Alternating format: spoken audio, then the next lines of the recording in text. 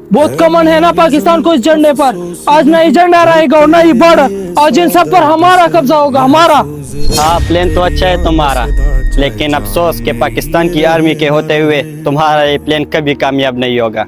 अरे फौजी तो यहाँ। तू पाकिस्तानी वर्दी पहनकर बॉर्डर पे तो घुस आया, लेकिन अफसोस कि अब यहाँ से जिंदा वापस नहीं जाओगे। फौजी मुझे माफ कर दे और मुझे यहाँ से जाने दे। जाने दूं?